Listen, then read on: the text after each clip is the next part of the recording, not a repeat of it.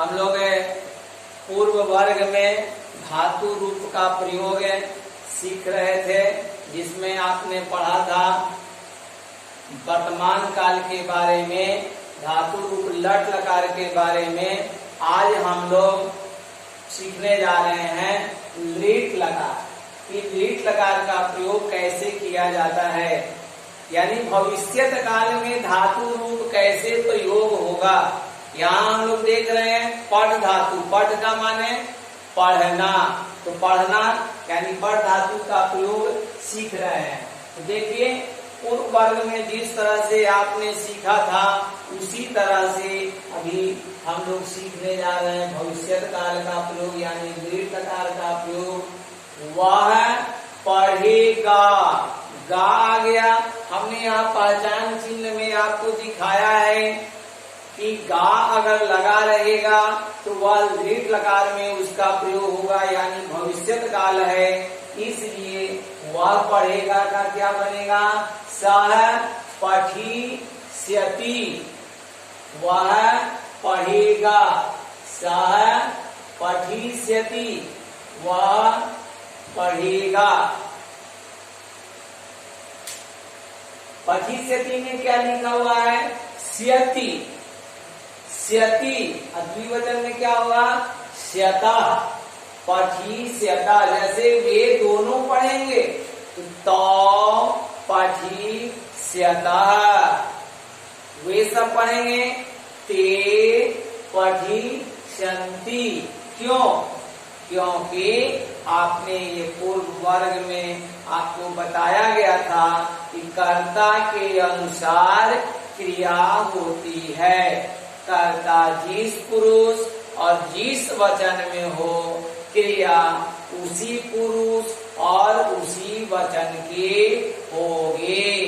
तो यहाँ हम लोग देख रहे हैं कि कर्ता अगर बहुवचन में है तो क्रिया भी बहुवचन की हो रही है।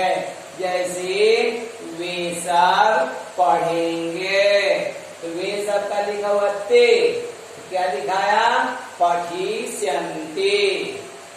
अब मान लिया जाए कि हम लोग जाना धातु का प्रयोग करें। गम का माने होता है जाना, जिसका रूप गच्छ से चलता है, और अर्थ हुआ जाना। तो इसमें भी हम लोग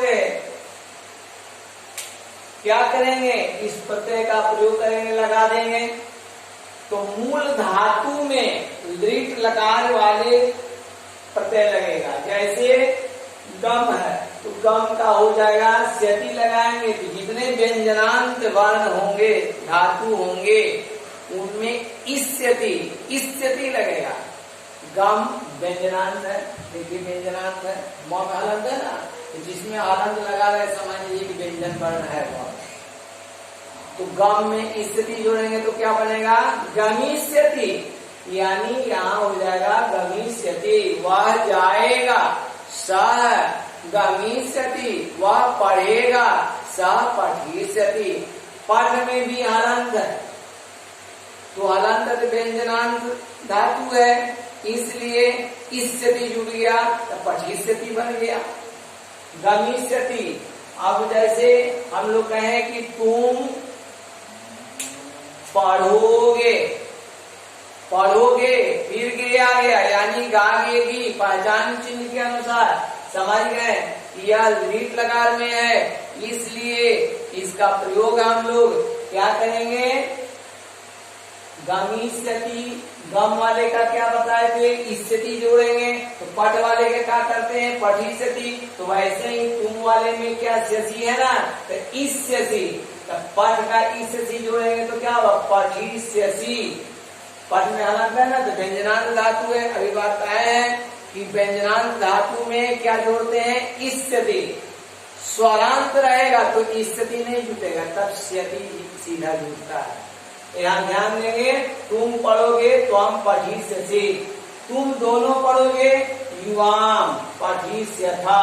क्यों? क्योंकि द्विवचन में युवाम है, तो द्विवचन में स्यथा, पठिष्यथा, यानी तुम दोनों पढ़ोगे युवाम पठिष्यथा। यहाँ चल रहा है ना प्रत्यय, लेकिन बताए हैं कि व्यंजन वाले जो भी धातु हैं, व्यंजनांत धातु, उन सब में क्या जुड़ता है? इष्यति।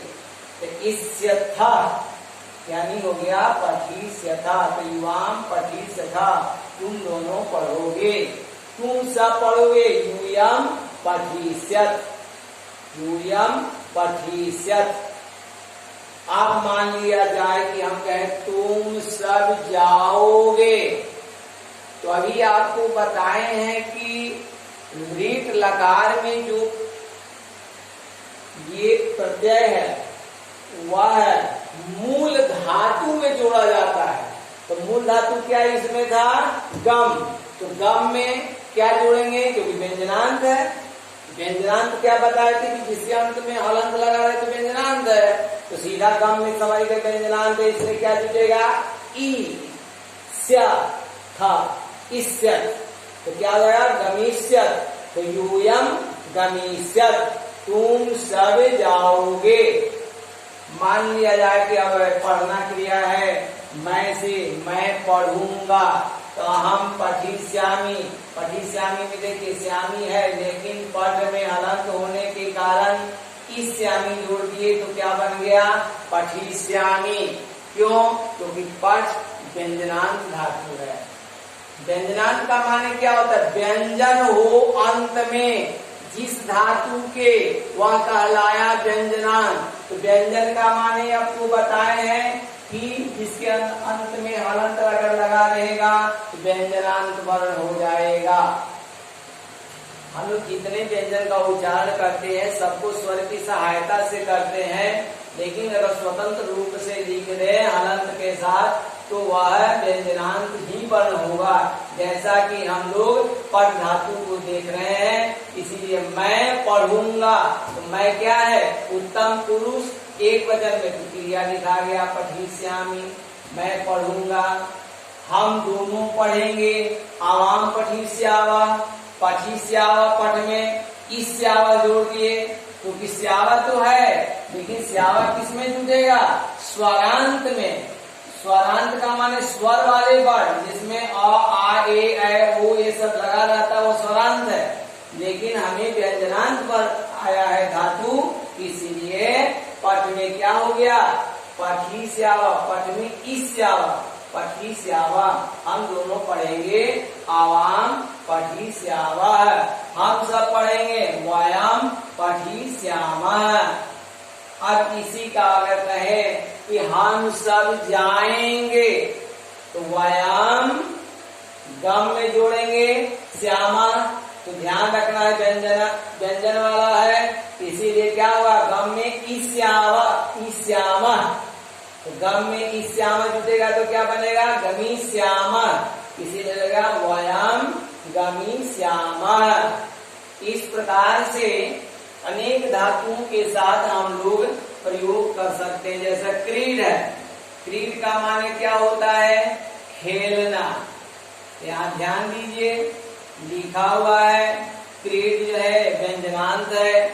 तो व्यंजनांत है तो क्रीडी, इसका मान लिया प्रयोग करना है वयम क्रीडिष्यामः, हम सब खेलेंगे। अब मान लिया जाए क्वा के साथ प्रयोग करना है, तो स क्रीडिष्यति, स क्रीडिष्यति, वह खेलेगा। अब खाद है, खाद माने खाना, इसमें भी देख रहे व्यंजन है, इसलिए क्या हो जाएगा? वह खाएगा, स खादिष्यति। अब एक उदाहरण हम लोग स्वरांत का देख लें। पा का माने होता है पीना, पीना। पा माने पीना, तो पा धातु में जब लगाएंगे ये प्रत्यय तो ज्यों का त्यों लग जाता है, इसलिए उसमें आपको इष्यति, इष्यता, इष्यन्ति नहीं करेंगे, स्यति स्यता स्यन्ति जुटेगा। तो पास्यति, पिएगा, सह पास्यति, पिएगा, वह पिएगा, क्या पिएगा? पानी। तो पानी का क्या होता है? जलम। तो सह जलम पास्यति, हम दोनों जल पिएंगे। आवाम जलम पास्यावः, स्यावः जोड़ देंगे। लेकिन यह ध्यान रहे कि स्वरांत वाले में जब जुड़ता है तो ये स रहता है, दंत स, यानी इस तरह से हो जाएगा स्यावः। तो क्या हो जाएगा? पास्यावः, पिएंगे। इस प्रकार से हम लोग आज सीखे भविष्यत काल में यानी लीट लकार में पण धातु का प्रयोग। इसके लिए आप सभी को धन्यवाद।